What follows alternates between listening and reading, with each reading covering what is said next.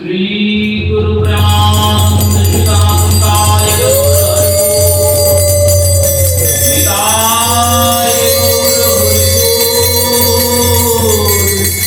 निताय गौर हरि बोल। जय जय नित्यानंद सहित गौरांग।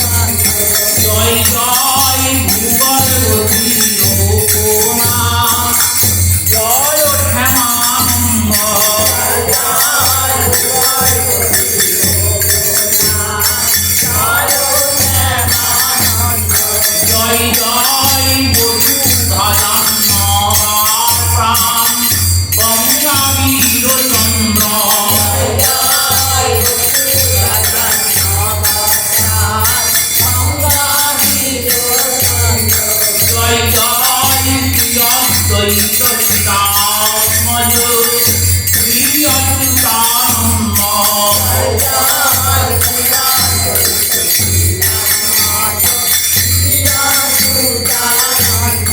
জয় জয় উড়িয়া গৌরিয়া যত গৌর ভক্তবৃন্দ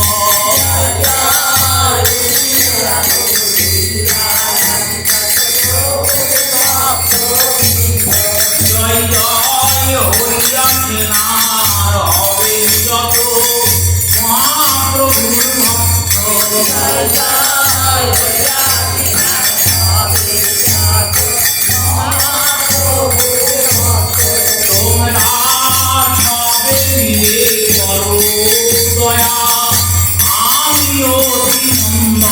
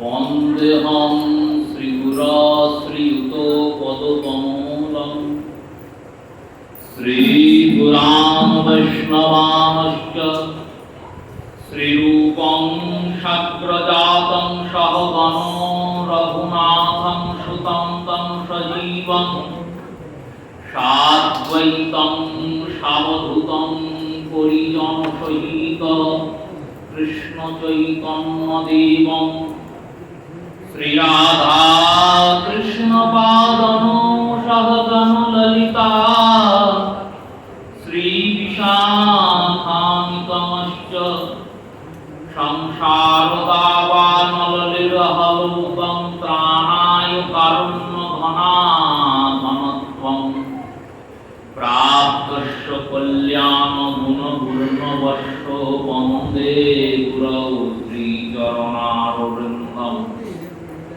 यस्य प्रसाद श्री भगवत प्रसाद यस्या प्रसादं गतिकृतोऽपि ध्यायं स्तुवं तस्य यशस्ति सन्ध्यं वन्दे गुरौ श्रीचरणारविन्दं गुरवे गौरचन्द्राय राधिकायै तदालिने कृष्णाय कृष्ण भक्ताय तद्भक्ताय नमो नमः ब्रह्मा मूलं मध्याचार्यश्च मध्यमाम् अस्मादयाचार्य पर्यन्तां वन्दे गुरु परम्पराम् अनार्पित चरण चिराग करुणावतीर्ण कलौ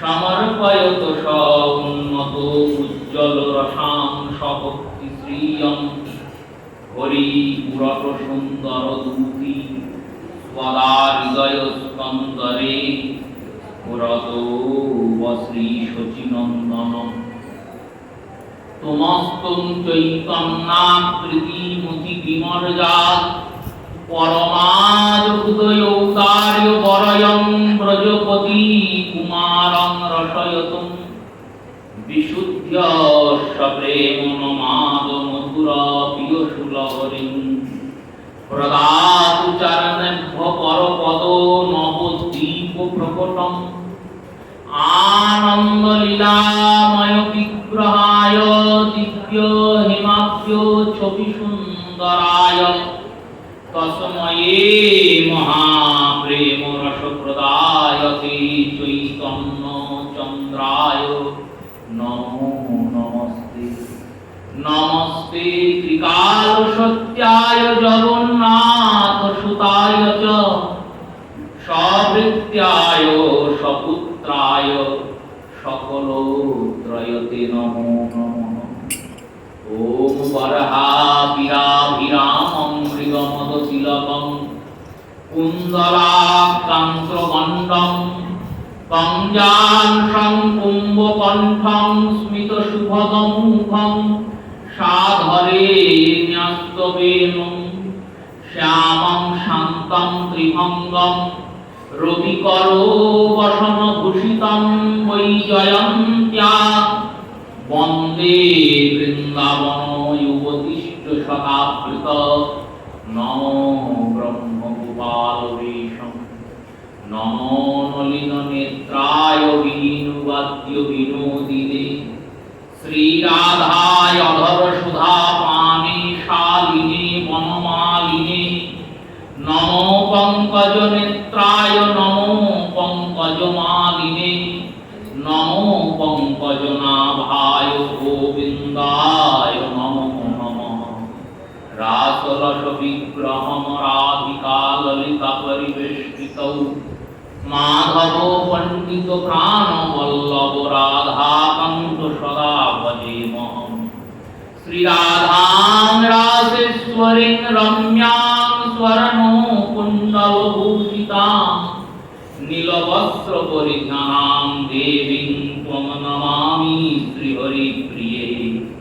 গৌরচনরূপং মনোহরশ্চ কান্তি দেহং তাম্বুল সেবা প্রদয়তে ললিতা দেব্যৈ নমো নমঃ। বৃন্দাবৈ তুলসী দেব্যৈ প্রিয়া বৈ কেশবশ্চ চ বিষ্ণু ভক্তি প্রদে দেবী সত্যবত্ত্বৈ নমো নমঃ। জয় রূপ সনাতন ভট্ট রঘুনাথ শ্রীজীব গোপাল ভট্ট দাস রঘুনাথ এই ছয় গোসাই করি চরণ বন্দন যা হইতে বিঘ্ন নাশয় অভীষ্ট পূরণ। এই ছয় গোসাই যার মুই তার দাস তা সবার পদরে নুমুর পঞ্চগ্রাস তাদেরও চরণ সেবী ভক্তাসনে বাস। জনমে জনমে হয় আমার এই অভিলাষ মধুস্নেহং সমাযুক্তং প্রেমাসক্ত মহাশয়ং বৃন্দাবনে রাসরতং বন্দে শ্রীমধুপণ্ডিতং। নমো ধর্মায় মহতে নমো কৃষ্ণায় বিদশে ব্রাহ্মণেভ্যো নমস্কৃত ধর্মাन् বক্ষ্যে সনাতনা। বাঞ্ছা কল্পতরুর্ভশ্চ কৃপা সিন্ধুভয়েব চ পতিতানাং পাবনেভ্যো বৈষ্ণবেভ্যো নমো নমঃ। সকল শ্রোতা ভক্ত বৈষ্ণব মাতৃজনেরে আমি করি নমস্কার। সবে চরণ ধুলি দেহ মস্তকে আমার। হরে কৃষ্ণ কৃষ্ণ কৃষ্ণ হরে হরে হরে রাম রাম রাম হরে হরে। শ্রী গুরু প্রেমানন্দ শিবানন্দ নিতায় গৌর হরি বল। শ্রী গুরু প্রেমানন্দ শিবানন্দ নিতায় গৌর হরি বল।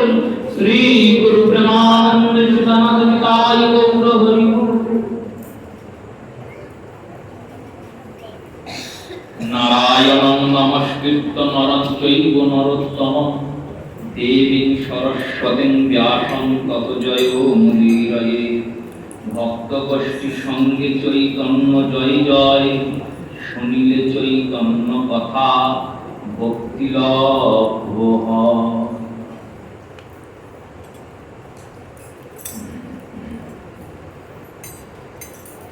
ন যোগ ন ধ্যানং ন চ জপত তপ ত্যাগ নিয়মান্ন বেদানাচার কনুপত নিষিদ্ধাদুপরতি আকস্মায় চৈতন্য হবতরতিঃ দয়াসার হৃদয়ে পুনর্মরতনং মৌলিং পরমিহ মুদালুণ্ঠিতি জন।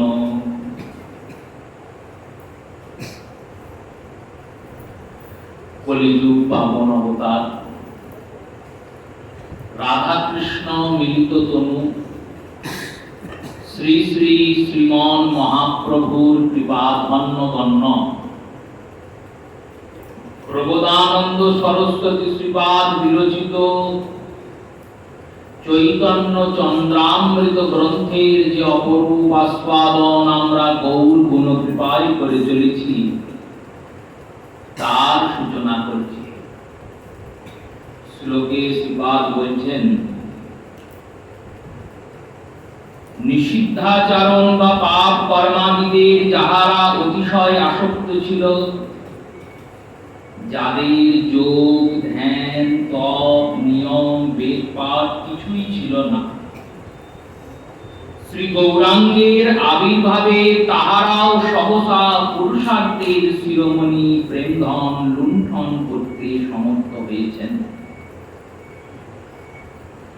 গৌরসুন্দরের করুণার কথা বলছেন। শ্রী ভগবান গীতাতে অর্জুনকে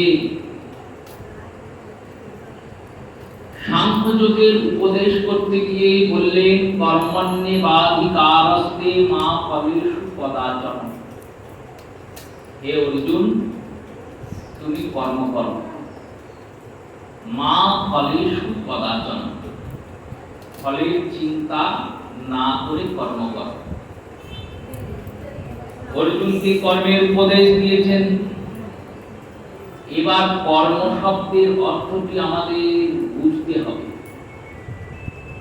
কর্ম শব্দের অর্থ এখানে জীবন জীবিকা নির্বাপন উদরভরণ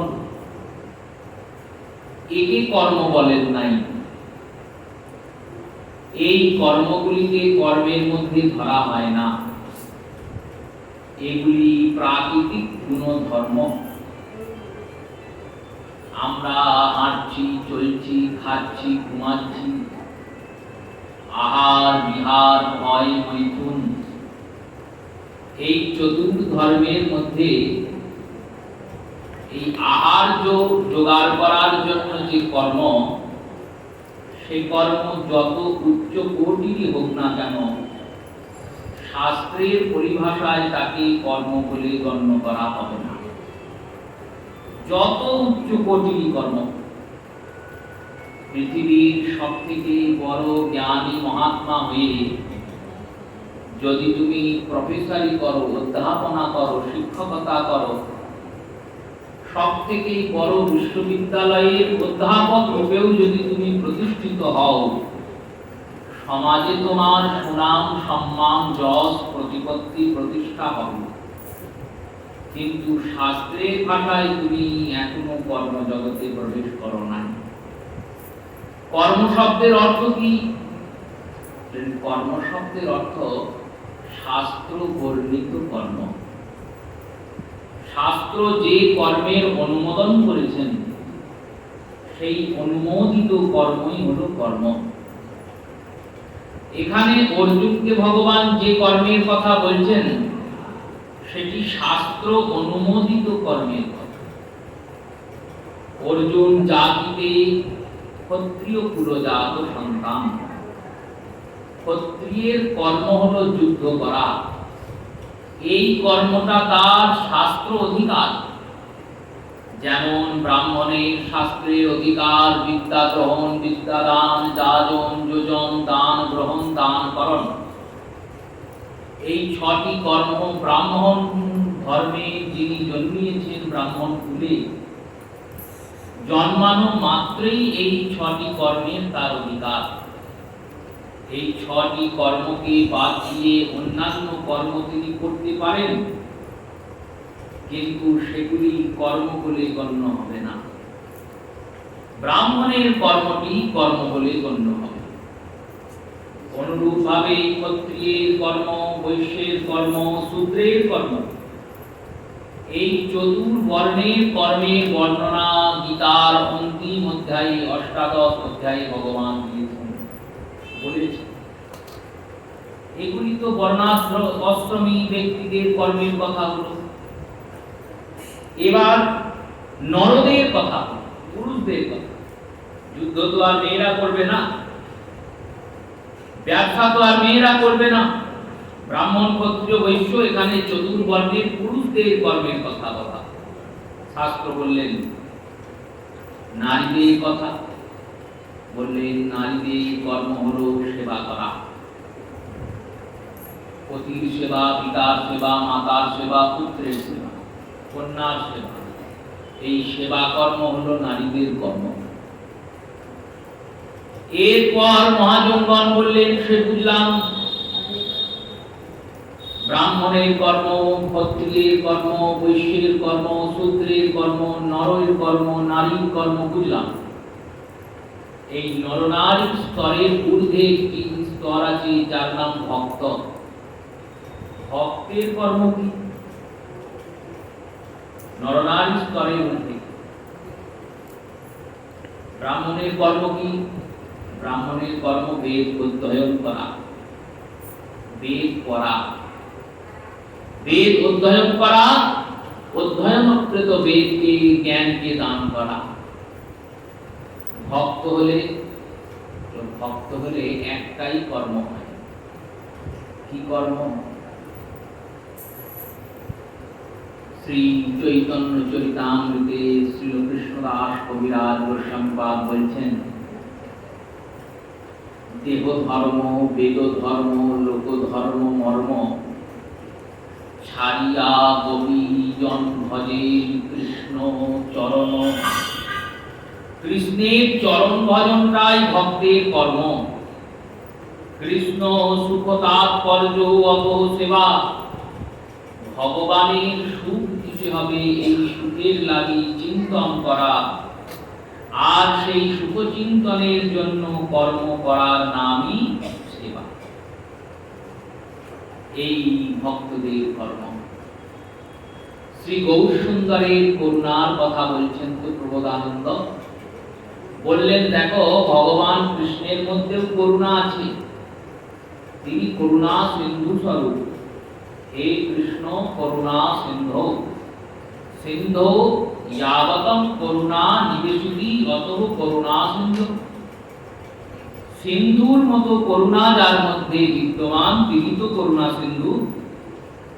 সিন্ধুর জলে যেমন কোনো পরিমাপ নাই, অগাধ জলরাশি, তেমনি গোবিন্দের মধ্যে করুণার কোনো পরিমাপ নাই। তার কৃপা করুণার কোনো সীমা পরিসীমা নাই। তাই জগতে কার সঙ্গে তুলনা দেবেন? তুলনা যখন খুঁজে পেলেন না শাস্ত্রকারগণ, তখন পদ্মপুরাণ এই শব্দের প্রয়োগ করলেন, করুণা সিন্ধু। করুণাটি সিন্ধু বললেন, কৃষ্ণের মধ্যে করুণা সিন্ধুর মতো বিদ্যমান। তিনি সবাইকে কৃপা করেন, কেউ বঞ্চিত হন না। মথুরা মণ্ডলে ভগবান যাচ্ছেন, সৌরেন্দ্রী শ্রী কুব্জা, যাকে সবাই কুৎসিত বলে, ঘৃণা করে, বুড়ি বলে, কুঁজি বলে, লাঞ্ছনা দেয়, গঞ্জনা দেয়, ব্যঙ্গ করে, লাঠিতে ভর দিয়ে যায় বলে লাঠি নিয়ে কাড়াকাড়ি করে, লাঠি ধরে ফেলে দেয়। সেই সৌরেন্দ্রীর পথ আটকিয়ে দাঁড়িয়ে ভগবান তাকে বলছেন, ত্রিবক্রী কুব্জাকে, হে সুন্দরী তোমার নাম কি? কুব্জা বলছেন, দেখো সামান্য রমণীকে সুন্দরী বললে তিনি আনন্দিত হন। সুন্দরী হোক না হোক, যদি সুন্দরী বলে সম্বোধন করা হয়, প্রশংসা বাক্যে তার আনন্দের প্রসন্নতা হয়। আর প্রশংসাকে প্রসন্ন হয় না এমন জগতে কি কেউ আছে? ভগবানকেও দেবতারা প্রসন্ন করার জন্য এই স্তবরূপী প্রশংসা বাক্যই সম্বোধন করে। দেবতারা খুব চালাক তো, দেবতারা ভদ্র ভদ্র ব্যক্তিরা কি করেন বলল, ভদ্র ব্যক্তিরা চতুরতার সহিত যার কাছ থেকে কর্মকে সুসিদ্ধান্ত রূপে গ্রহণ করতে হবে, কারুর কাছ থেকে কোনো কাজটা আমায় গুছিয়ে নিতে হবে, সেই গুছিয়ে নেওয়ার জন্য কি করবে বলল, সেই ব্যক্তিকে আপাদ মস্তক প্রশংসা করবে। প্রশংসা করলে সে প্রসন্নিত হয়ে যাবে, প্রসন্নিত হলে এই কাজ সিদ্ধ হয়ে যাবে। সেই রূপে এই চতুর শিরোমণি চতুর্গণ দেবতাগণ ভগবানকে সে স্তব করেন। স্তব মানে কি বলল, ভগবানের প্রশংসা বাক্য, চাটু বাক্যের দ্বারা ভগবানের বন্দনা করেন। এখানে কোনো অপরাধ নাই, চতুরতা নাই। কেন? জগতে প্রশংসা করার মতো আমার গোবিন্দই আছে। যার প্রশংসা করা যায় তার প্রশংসা করলে অপরাধ হয় না, চতুরতাও হয় না। কিন্তু যার প্রশংসা করা উচিত নয়, যার মধ্যে বহুবিধ দোষ আছে আমি জানি, তা সত্ত্বেও তার কাছ থেকে কর্মপ্রাপ্তির জন্য প্রশংসা করছি, এখানে অপরাধ। দেবতারা কর্ম ঠিকই করেন, কারণ ভগবান প্রশংসনীয়, ভগবানের প্রশংসা করেন, বন্দনীয় বন্দনা করেন, স্তবনীয় স্তব করেন। কিন্তু যে রমণী সুন্দরী নয়, যাকে সবাই ঘৃণা করে, যে এমনই রমণী নিজের মুখ দর্পণে দেখতে ভয় পায়, কারণ মুখটা পদাকার কুৎসিত হয়ে গেছে, এমন রমণীকে যদি কেউ বলে সুন্দরী কোথায় যাচ্ছ, তাহলে এই প্রশংস বাক্য তার গায়ে কটুবাক্যের থেকেও আঘাত উৎপীড়ন করবে, কটুবাক্যের থেকেও আঘাত উৎপীড়ন করবে।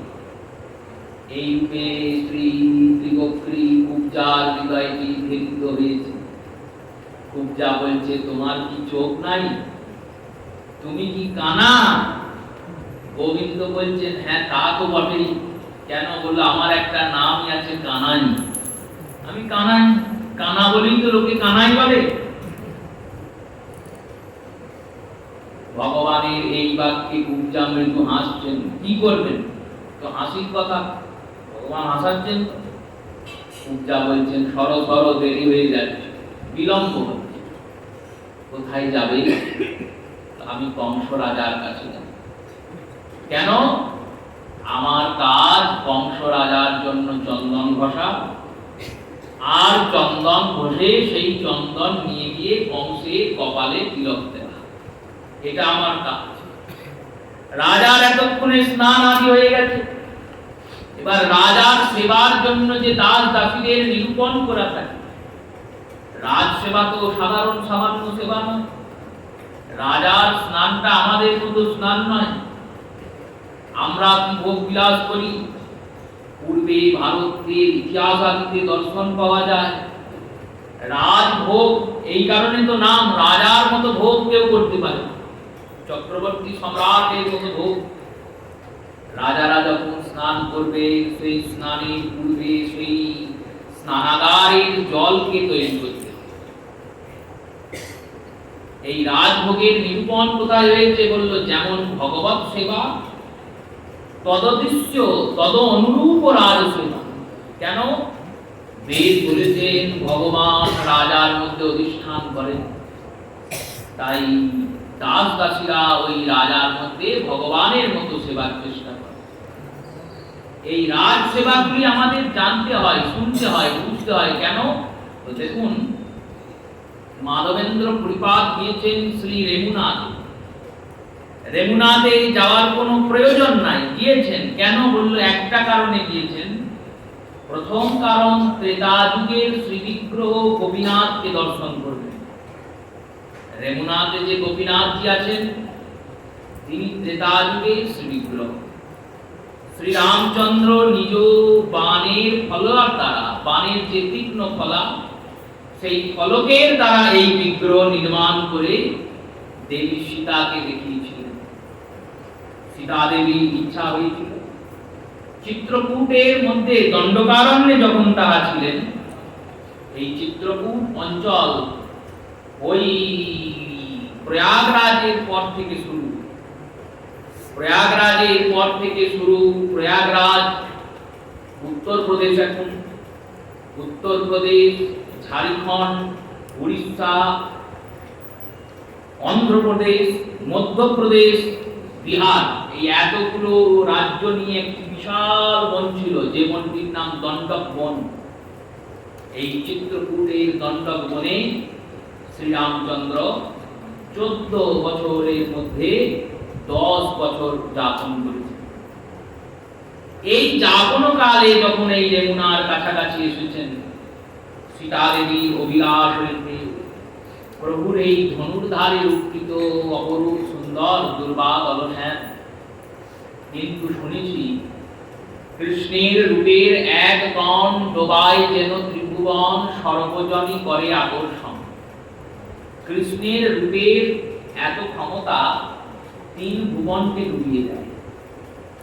আর এই রূপমাধুর্যের আরেকটি বিষয়, বিস্মিত বিষয়, আপনি মাধুর্যে আপনি করে আকর্ষণ, আপনার রূপে প্রভু আপনি করিতে চান আলিঙ্গন। কবিরাজ গোস্বামী পাদ কি সুন্দর মাধুর্যের আস্বাদন করাচ্ছেন। দেখুন, বললেন আপন মাধুর্য রূপ আপনি করে আকর্ষণ, নিজের রূপটা নিজেকেই আকর্ষণ করে। জগতে এমন কোন রূপবান নাই, রূপবতী নাই, যার রূপের মধ্যে এই তাৎপর্যতা আছে। প্রকৃতির গুণধর্ম অনুযায়ী রূপবান রূপবতীতে আসক্ত হবে, রূপবতী রূপবানে আসক্ত হবে। কিন্তু ভগবান কৃষ্ণের রূপটা কেমন? বলে আপন রূপ মাধুর্যে আপনি করে আকর্ষণ, নিজের রূপটা নিজের মনকে আকর্ষণ করে। এখানেই শেষ নয়, আকর্ষণ করতেই পারে। সামান্য রূপের অহংকার নিয়ে যারা বসে আছেন, 5 প্রকারের অহংকারের মধ্যে প্রথম অহংকার রূপের, রূপঞ্চ, গুণঞ্চ, বিদ্যাঞ্চ, কুলঞ্চ, ধনঞ্চ, এই 5টা অহংকার। তন্মধ্যে প্রথম অহংকার রূপের অহংকার। রূপবান রূপবতী তারা দর্পণে যখন নিজের মুখমণ্ডল দর্শন করেন, বলেন আহা আমি কত সুন্দর দেখতে, দেখো আমার মতো সুন্দর কেউ নাই। এ হতে পারে আপনি মাধুর্য রূপ আপনি করে আকর্ষণ, এটা হতে পারে। কিন্তু দ্বিতীয় পংক্তিটা হবে না, আপনার রূপ প্রভু করেন করিতে চান আলিঙ্গন, নিজের রূপকে নিজে আলিঙ্গন করতে চান। আমি নিজেকে কি করে নিজে আলিঙ্গন করব? নিজেকে কি কেউ নিজে আলিঙ্গন করতে পারে? পারে না তো। কিন্তু ভগবান পারছেন। ভগবানের এমনই রূপমাধুর্যতা। এই রূপ আলিঙ্গন করার জন্যই রাধাভাব কান্তি ধরে গৌরের উদয় হয়েছে। এই কৃষ্ণ রূপ কৃষ্ণ নিজে আস্বাদন করবেন, নিজেকেই নিজে আস্বাদন করবেন। সীতা দেবী বলছেন, তাই সেই সচ্চিদানন্দ ঘন সেই রূপ, যে রূপের একটা ঝলক দর্শন করলে সুখদেবের মতো পরমহংস যোগী, যার কোথাও মন আসক্ত হয় না, কোন বস্তু, কোন স্থান, কোন পদ, কোন প্রতিষ্ঠা, কোন সম্মান, কোন যশ, কোন কামিনী, কোন কাঞ্চন, কোন লোভ, কোন মোহ যাকে আসক্ত করতে পারে না, সেই রকম নিরাসক্ত অনাসক্ত সুখদেব, তিনি কৃষ্ণের একবার রূপ শুনেছেন মাত্র, শোনা মাত্রই অভিলাষ হয়েছে, যাকে শুনলাম সেই রূপবান পুরুষটিকে কবে আমি দেখব। এইরকম তার রূপের কর্ষণ ক্ষমতা। তাই কৃপা করে যদি সেই রূপ দর্শন করান। শ্রীরামচন্দ্র ওই তীরের ফলা দিয়ে একটি শিলার মধ্যে নিজের রূপটি অঙ্কিত করেছিলেন, সেইখানে গোপীনাথ প্রকট হয়েছিল, সেই রূপ সীতা দর্শন করেছে। সেই গোপীনাথ দর্শন করবেন বলে শ্রী মাধবেন্দ্র পুরীপাদ দিয়েছেন। আরেকটি কারণ শুনেছি, গোপীনাথের সন্ধ্যা বেলাতে 12 ভাঁড় ক্ষীর ভোগ লাগে। ওই 12 ভাঁড় ক্ষীর যে ভোগটি দেওয়া হয়, কেন? গোবিন্দ তার দ্বাদশ সখা সমেত 12 জন সখাকে নিয়ে গোধূলি নগ্নে ওই গোচারণ করে ফেরেন। তাই গোবিন্দের সপার্ষদ দ্বাদশ সখা সমেত 12 ভাঁড় ভোগ মা যশোদা ক্ষীর ভোগ নিয়ে বসে থাকেন। সব সখাদের মাঝখানে শ্রী গোবিন্দ বসেন। শ্রী গোবিন্দকে প্রথমে ভোগ দেওয়া হয়। ভোগ দেওয়ার পরে সেই প্রসাদ দ্বাদশ গোপালে বিতরণ করা। এই নিয়ম, এই পদ্ধতি। চিন্তা করছেন ওই ক্ষীর প্রসাদ যদি আমি একটু পাই। দেখুন, মাতৃস্ব জীবের মতো, বিশেষ করে আমার মতো লোভী নয়। আমি চিন্তা করলে তো ভাবতাম ক্ষীর যদি আমি একটু পাই তাহলে মনের আনন্দে ক্ষীর খাবো। এই চিন্তা আমার হতো, আমাদের হতো। পরিবার চিন্তন করছেন এইরকম ক্ষীর প্রসাদ যদি একটু পাই, পেলে তার পদ্ধতি জেনে নিয়ে আমি যখন গোবর্ধনে ফিরে যাব তখন শ্রীনাথজিকে, গোপালজিকে এইরকমই ক্ষীর প্রসাদ তৈরি করে দেব, এই আকাঙ্ক্ষা। তেমনি ওই রাজভোগগুলির কথা শোনেন বৈষ্ণবেরা। রাজারা কেমন করে স্নান করতেন, কেমন করে শৃঙ্গার করতেন, কেন শোনেন? এক বাবাজি, তিনি এখন আর আমাদের এর মধ্যে নাই, দেহে নাই। বিশিষ্ট বাবাজি, শ্রী তিনকরি গোস্বামী পাদের বিশিষ্ট শিষ্য মুরারি বাবা, বিশাল বর্মাপের সাধক, বিরাট করেছেন বৈষ্ণব জগতের জন্য। তিনি গিয়েছেন কলকাতার একটা দামি দোকানে বেনারসি কিনতে। বাবাজি বেনারসি কিনে কি করবে?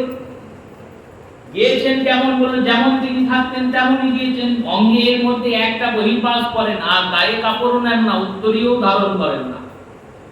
ওই বহির্বাস পরেই সারাদিন ঘুরে বেড়ান। পৌঁছিয়েছেন, দোকানদার জিজ্ঞাসা করছে তুমি বেনারসি কিনে কি করবে? কেউ কেউ ঠাট্টা করে বলছে এ বয়সে আবার বিয়ে করা সব হয়েছে নাকি? এবার গিয়েছেন ক টাকার কিনবে? অল্প পয়সার বেনারসি দেখাচ্ছেন, বলেন এগুলো হবে না, দামি দেখাও। দামি দেখতে দেখতে সব থেকে দামি বেনারসিটা দেখেছেন, এইটাই কিনবো। শিষ্যরা এসেছে পিছনে দৌড়াতে দৌড়াতে, কোথায় গেল গুরুদেব? খুঁজতে খুঁজতে টাকা মিটিয়েছেন, জিজ্ঞাসা করেছেন, পরিচয় জেনেছেন। দোকানের মালিক বলছেন এখানে এলেন কেন? বলল রাধারানীর জন্য বেনারসি কিনতে এসেছি। বিষয়ী ব্যক্তিদের সঙ্গে সাধকরা আলাপ করেন কেন? বলল বিষয়ের মধ্যে থেকে যে ভোগটা, সেই ভোগটা নিয়েও কৃষ্ণকে সুখ করার জন্য। কৃষ্ণকে কি করে সুখ? এটাই তো সেবা, এটাই তো আচার্যদের পন্থা। শ্রী লোকনাথ গোস্বামী পাদ তার কাছে রাধা বিনোদ দিয়েছেন সেবা নেওয়ার জন্য।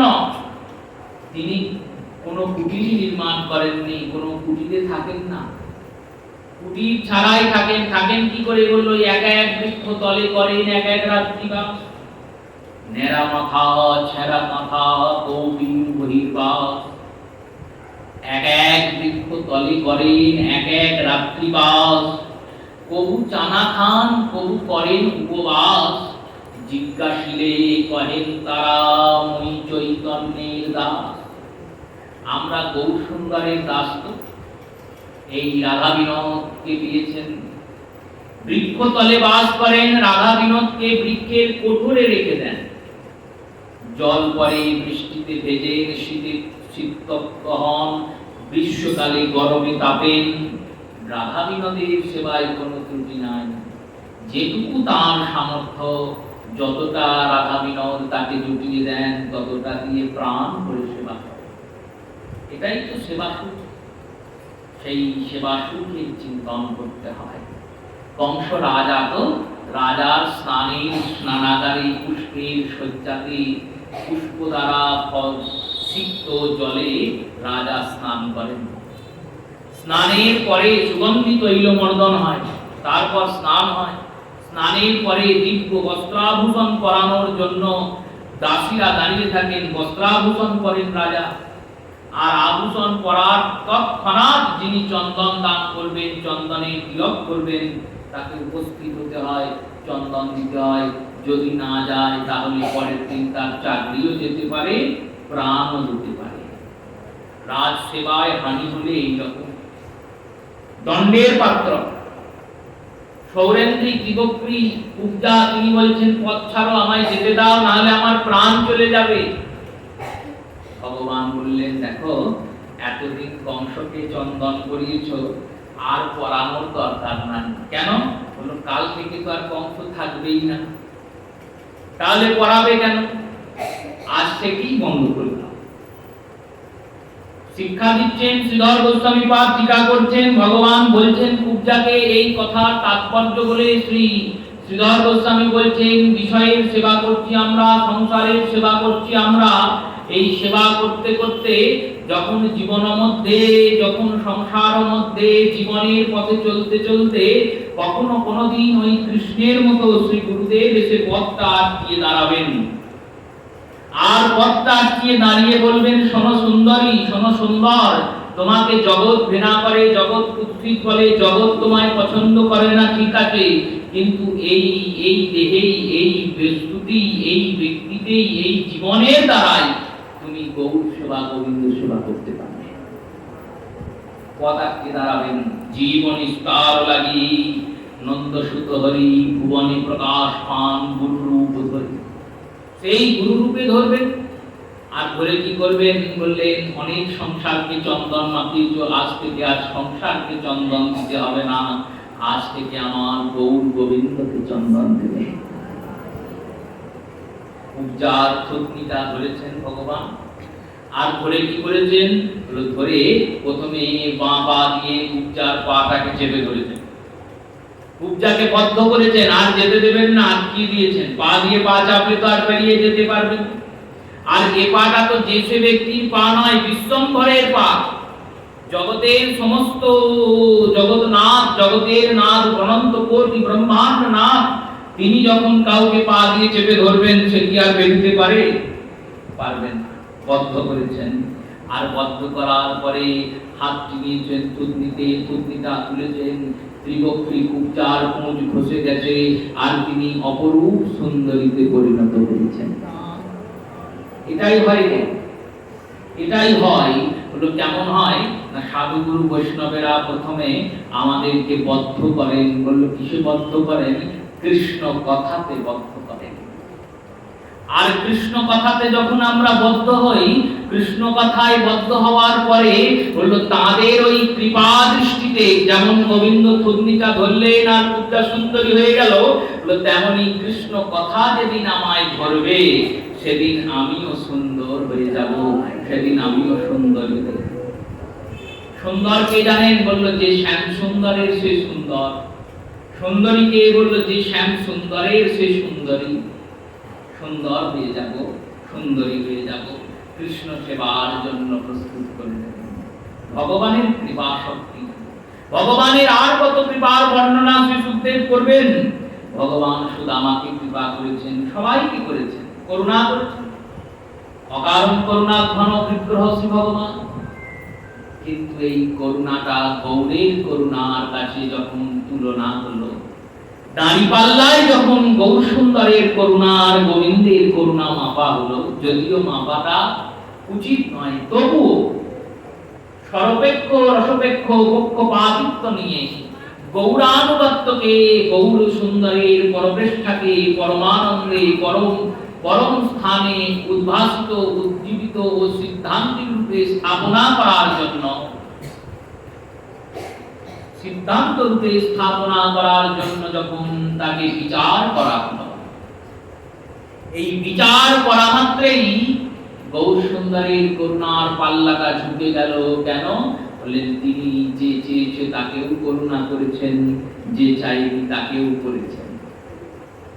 ভগবানের করুণাটা কেমন? বললো দাও তারপর দেবো, এমনি এমনি নয়। ফলাওলিকে বলছেন ফলগুলো দাও, ফলগুলো নিয়েছেন, তারপর ধান দিয়েছেন। আমরা যখন কর্ম করব, তখন ভগবান আমাদের কি কৃপা করবেন। কৃপা শব্দের মধ্যে এটা নিহিত হয়েছে। কৃপা শব্দটি কৃনামক ধাতুর সঙ্গে পা নামক প্রত্যয় যুক্ত হয়ে এই কৃপা শব্দের প্রতিস্পাদন হয়েছে।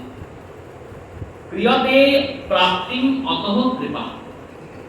ক্রিয়তে মানে কর্ম করো, আর কর্ম করার পর যখন তুমি পাবে তাকে বলে কৃপা। এই এত উত্তপ্ত গ্রীষ্মের মধ্যেও আমরা থাকতে পারছি না, পাখা ছাড়া বসার উপায় নাই, বারবার স্নান করছি, তবুও তো গৌর সুন্দরের অশেষ কৃপা। এই এত গরমেও আমরা গৌর কথা শুনতে গৌর সুন্দরের চরণে এসেছি। অশেষ কৃপা, তিনি কৃপা করে নিয়ে এসেছেন। এই এত গরমে আমরা থাকতে পারছি না, তা সত্ত্বেও দেখুন এই গরমে এই রৌদ্রে কৃষক মাঠে চাষ করছে, করতে করতে মরে যাচ্ছে, তবুও করছে। কেন? চাষ না করলে মানুষের অন্ন জুটবে না। অন্নদাতা তো তারা, তাই অন্ন, আমাদের অন্নদানের জন্য অন্নদাতারা মাঠে চাষ করছে, কর্ম করছেন, পাচ্ছেন।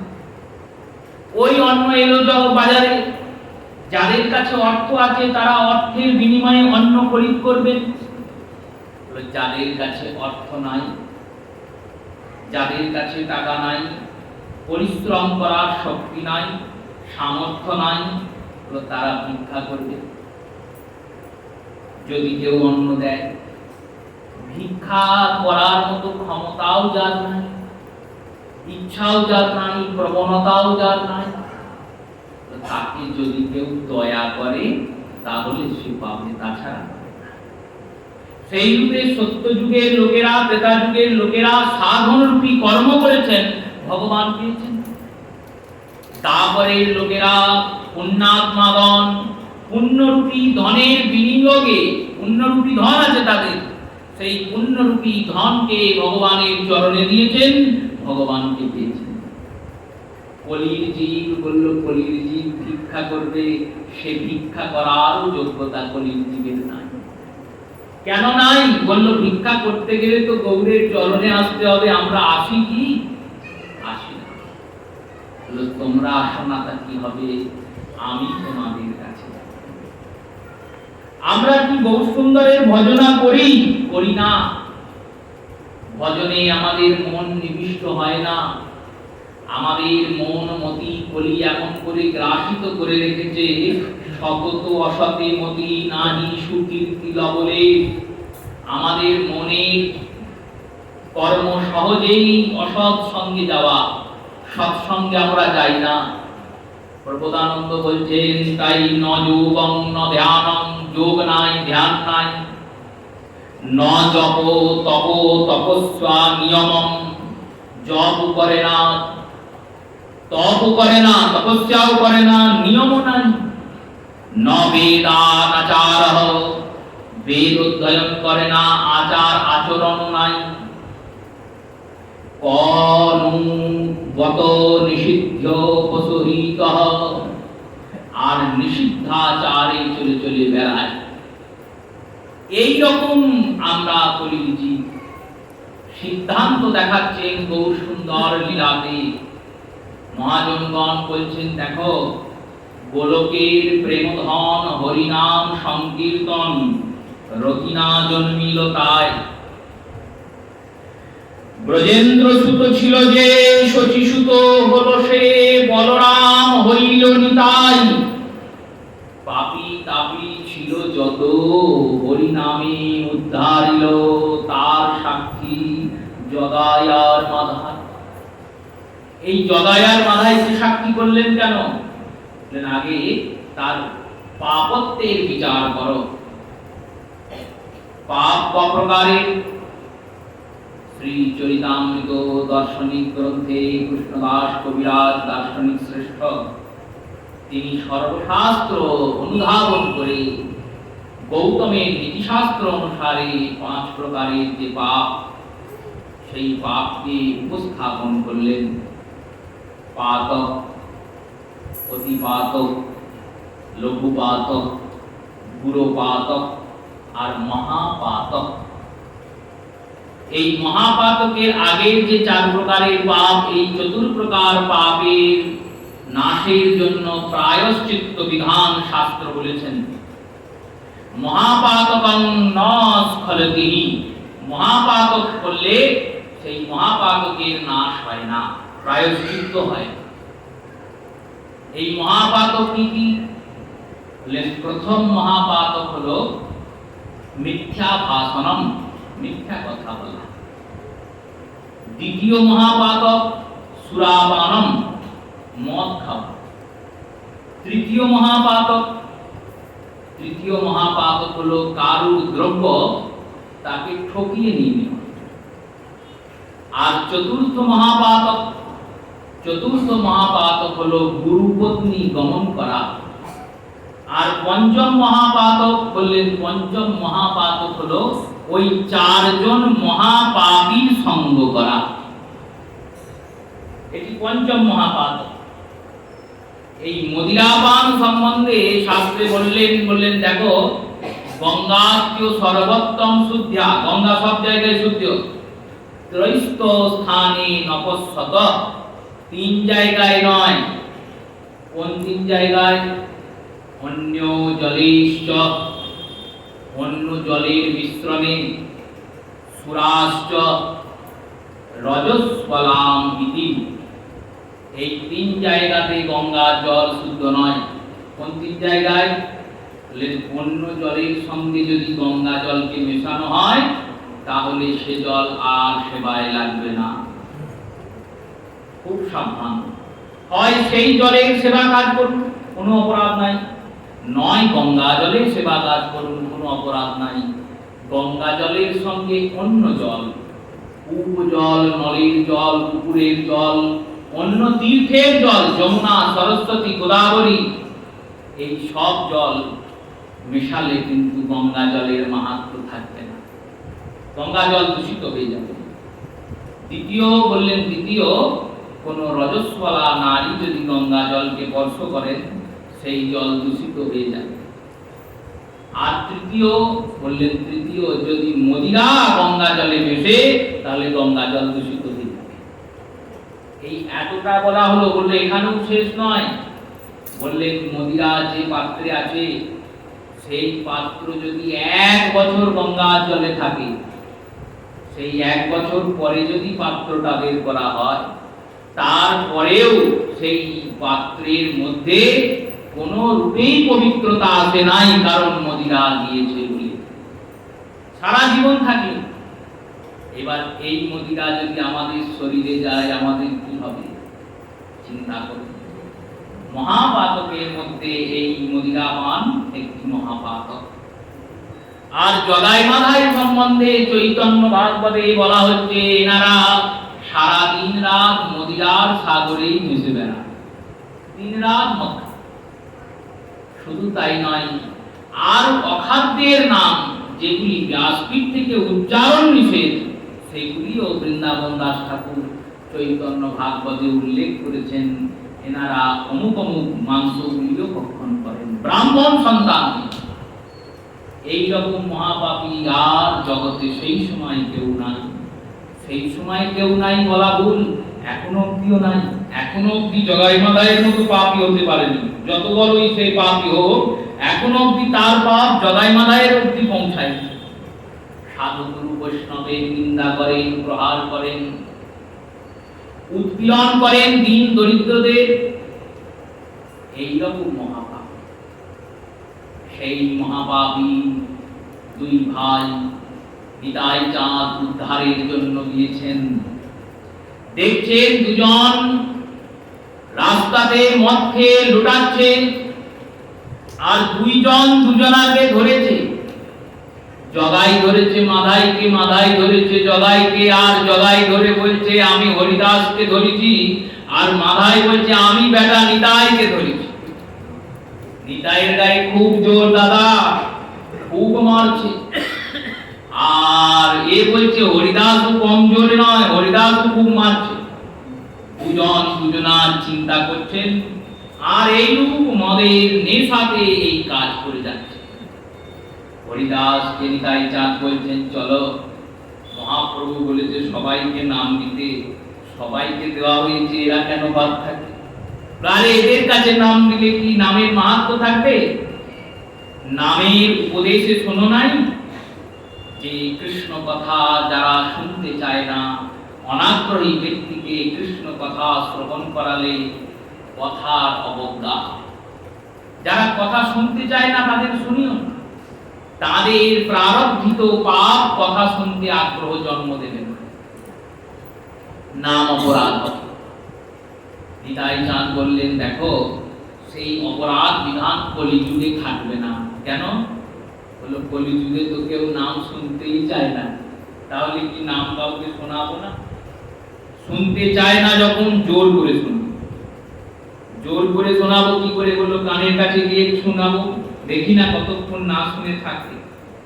গিয়েছেন, গিয়ে কানের কাছে নাম করছেন, হরে কৃষ্ণ কৃষ্ণ কৃষ্ণ হরে হরে, হরে রাম রাম রাম হরে রাম।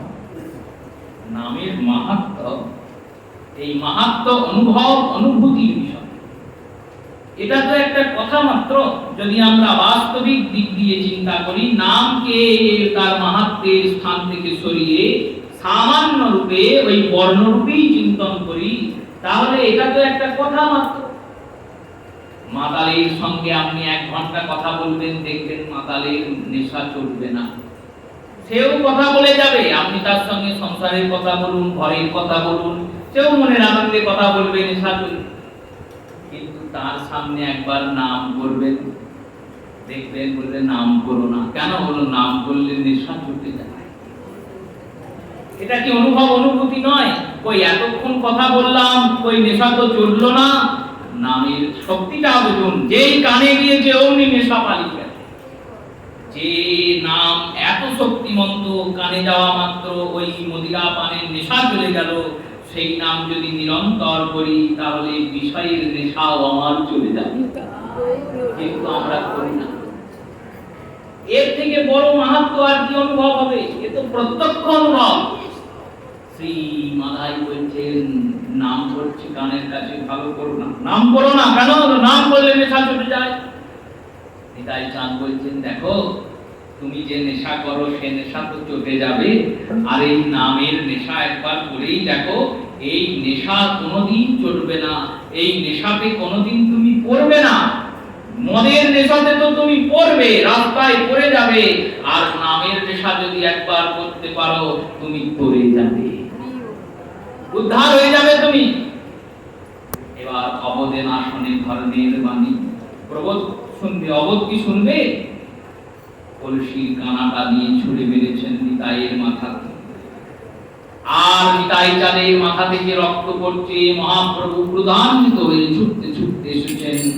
চক্র চক্র বলি প্রভু ডাকছেন, কোথায় সুদর্শন, এসো। এই 2 পাপীকে আজকে এক্ষুনি আমি করিব নিধন, এক্ষুনি বধ করব, এক্ষুনি শেষ করব। সেই নবদ্বীপ গগনে সুদর্শন চক্র পরিভাষিত হয়েছে। জলায় পূর্ব স্মৃতি মনে এসেছে, তিনি ভীত হয়েছেন, সন্তপ্ত হয়েছেন। নিতাই চাঁদের চরণে গিয়ে পড়েছেন। নিতাই চাঁদকে বলছেন, প্রভু রক্ষা করুন, আমি সুদর্শন থেকে রক্ষা করুন। নিতাই চাঁদ বললেন, রক্ষা আমি তো করবই, রক্ষা করার জন্যই তো প্রভুর অবতার। বহু সুন্দর অবতীর্ণ হয়েছে। মাধাইকে গিয়ে বোঝাচ্ছেন, মাধাইকে বলছেন, এখনো তোর জেদ, এখনো তোর জেদ আছে। একবার গিয়ে নিতাই চাঁদের চরণে যারা, নিতাই চাঁদের কাছে গিয়েছে। নিতাই চাঁদ বলেছেন, মেরেছিস মার, আবার খাবো। মেরেছিস, তা কি হয়েছে? মারতেই পারে। আরে ছেলে যদি বাবাকে মারে, তাহলে বাবা যদি রাগ করে, তাহলে তো ছেলের কি বাঁচবে? বাঁচবে না। আমরা তো এসেছি এই যুগে সবাইকে হাত ধরে তুলতে, কষ্টসাধ্য করতেই তো এসেছি। এই যুগে তো সুখসাধ্যে ভজন হবে না। প্রদীপ জীবের ঘরে ঘরে গিয়া হরিনাম মহামন্ত্র দিচ্ছেন মিলিয়া। আমাদের আদর্শ, ভজনাদর্শ নিতাই গৌর। কোথায় আমরা? কোথায় আমাদের বৈষ্ণবত্ব? এই নিতাই চাঁদ যিনি স্বয়ং ভগবান, তিনি কি করছেন? বলছেন, যারে দেখে তারে বলেন তন্ত্রে তৃণধরি, আমারে কিনি না লহ বল গৌর। আমি তোমার দাস হয়ে যাব, একবার তুমি গৌর বলো। বলাচ্ছি আমরা? বলাচ্ছি না, আমরা করছি না। করছি না বলে পারছি না। বললো, যেটা পেয়েছি সেটাই ভালো। বললো, পেয়েছো, পরের বার পাবে তো? এবার তো পেয়েছো, আগের বারে জোরে, পরের বার পাবে তো? আরে আগে যা করেছি তাই তো ভোগ করছি, এখন এখন যেটা করব সেটা তো পরে গিয়ে পাবো। তাই ওই ইহকাল গেল চলে, পরকাল রাখো। ইহকালের কথা বাদ দাও, পরকালকে ধরো। ইহকাল গেল চলে, পরকাল রাখো, গৌর গোবিন্দ বলে সদা মনে রাখো। চেষ্টা করো। গৌর সুন্দর কে মাথায় বলছেন প্রভু, দুজনের যখন সম্বিত ফিরেছে, আমাদের মতো পাপী যারা মহাপাপ করে বসে আছে, এই মহাপাতকদের কোনো প্রায়শ্চিত্ত বিধান নাই শাস্ত্রে, আমাদের কি করে উদ্ধার হবে? যে মদের পাত্রকে গঙ্গার জলে 1 বছর রাখলেও সেই পাত্রের অপবিত্রতা নাশ হয় না, আর আমরা তো কবতল মদ ভেতরে ঢুকিয়েছি, কোনো ঠিকই নাই। আমাদের উদ্ধার কি করে হবে? বিদায় চাঁদ হাসছেন। হাসছেন কেন? বলল, দেখো, যার কোথাও গতি হয় না, সেই অগতির গতি করার জন্যই তো আমার গোবিন্দ দাঁড়িয়ে আছেন। শাস্ত্রে বিধান নাই ঠিক, কিন্তু শাস্ত্র যার নির্দেশে উৎপন্ন হয়েছেন তিনি যদি পাঠ করে দেন। দৃষ্টান্ত দিচ্ছেন মহাজনগণ, বললেন কোন ব্যক্তির সাজা ঘোষিত হয়ে গেছে, ফাঁসির সাজা, জজ কোর্ট বলে দিয়েছে ফাঁসি হবে, সে কি করবে? বলল উঁচু কোর্টে যাবে, যদি ফাঁসিটা না হয়, যদি প্রাণে বেঁচে যায়। হাইকোর্টে গেছে, সেখানেও বলেছে ফাঁসি, ওই একই সাজা হবে। এবার তার থেকে উচ্চ আদালতে গেছে, সুপ্রিম কোর্টে, সেখানেও একই সাজা, ফাঁসি। আর কি বাঁচার উপায় নাই, বললে এবার রাষ্ট্রপতির কাছে গেছে। রাষ্ট্রপতির করুণা হয়েছে, তিনি বলেছেন না না, ওকে ফাঁসি দেওয়া যাবে না, প্রাণে মেরো না, বাঁচিয়ে রাখো। আর কোন কিছু খাটবে? বললো খাটবে না, এতগুলো কোর্টের সব রায় বিফল হয়ে যাবে। কেন? বললো রাষ্ট্রপতি বলে দিয়েছে তো। সেই রূপে অনন্ত কোটি জগতের প্রতি গৌর সুন্দর তিনি বলে দিয়েছেন সর্বমহা প্রায়শ্চিত্ত যে প্রভুর নাম। যার কোনো প্রায়শ্চিত্ত নাই, সে যদি একবার এই মহামন্ত্র নাম উচ্চারণ করে, সব পাপ আমি নিয়ে নেব, সব পাপ আমি নিয়ে নেব, তার পাপ থাকবে না।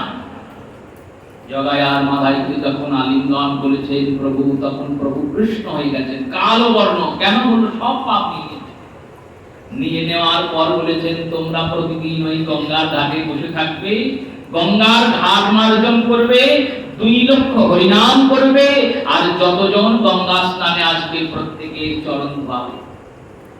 1 বছর পরে যখন দীক্ষা দিয়েছেন, সেই দিন অঙ্গীকার করছেন, অঙ্গীকার করে বলছেন, দেখো, যে ব্যক্তি আমার স্তুতি করবে আর এদের নিন্দা করবে, সেই ব্যক্তি আমারই নিন্দা করবে, কারণ আজ থেকে আমি এদের হয়েছি আর এরা আমার হয়েছে। এই রকম করুণাবান শ্রী গৌর সুন্দর।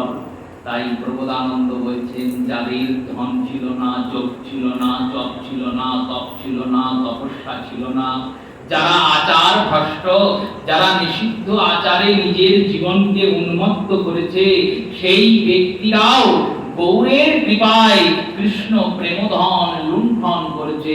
তাই সেই গৌরের চরণে যাতে রতি হয়, গৌর চরণে মতি হয়, গতি হয়, সর্বশেষ ওই আকুল চরণে যাতে আপাদ দিগের গতি হয়, এই উপবিলাস গৌরীর চরণে জানিয়ে, তাই চাঁদের চরণে জানিয়ে প্রত্যেক শ্রোতা মাতা ভক্ত বৈষ্ণব চরণে প্রণাম পূর্বক পদ্যকাল হরিকথা অবসর দিলাম। শ্রী গুরু প্রেমানন্দ শিবানন্দায় গৌর হরি।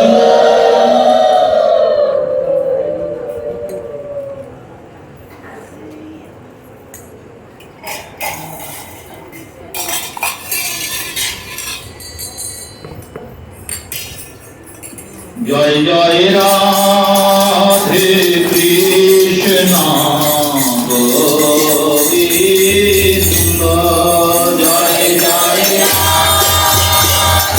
কৃষ্ণ গোবিন্দ, রাধে গোবিন্দ, রাধে গোবিন্দ, রাধে গোবিন্দ।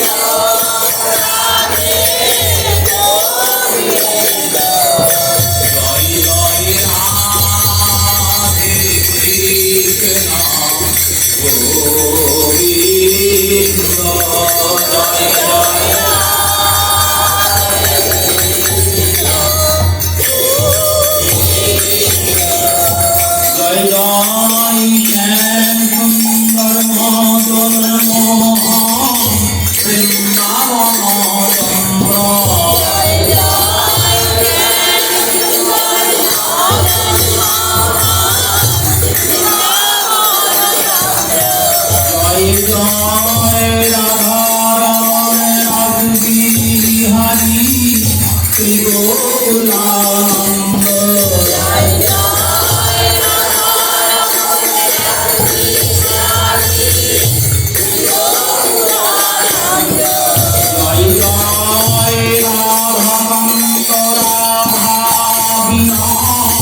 জয় রাধে গোবিন্দ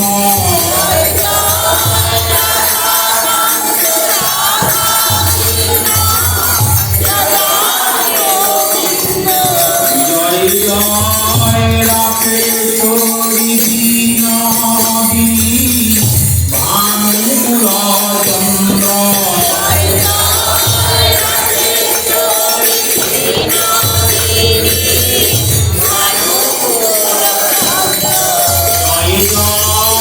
ললিতা বিশাখায়াতি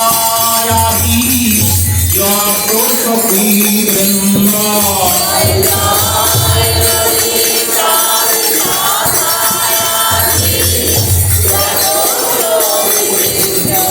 জয় জয় শ্রী রূপমঞ্জুরি রতি মঞ্জুরি অনঙ্গ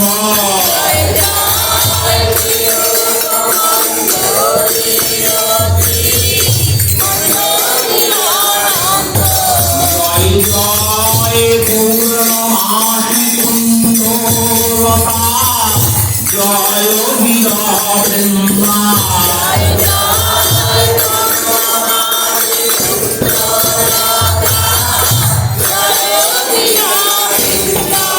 তোমরা মিলে করো দয়া আমি অতি মন্দ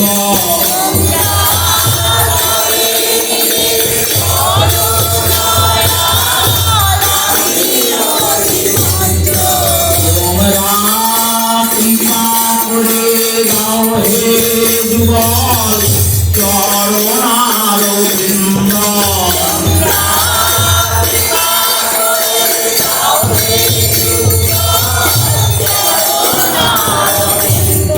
জ্ঞান আকুল প্রাণে গাইতে পারি জয় রাধে গোবিন্দ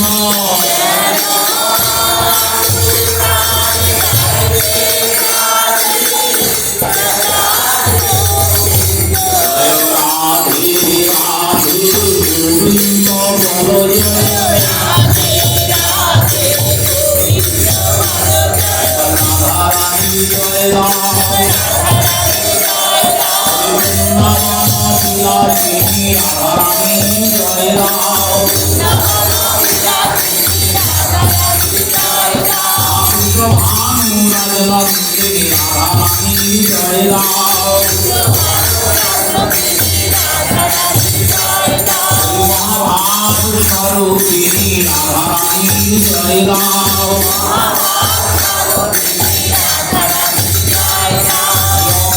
করুণাময়ী রাধারানী জয় গাও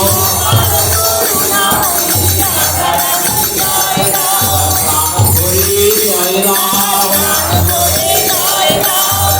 দয়া করো বলে প্রাণ ভরে জয় গাও রাধে তোমার গোলাম বলে প্রাণ ভরে জয় গাও প্রেমানন্দে বাহু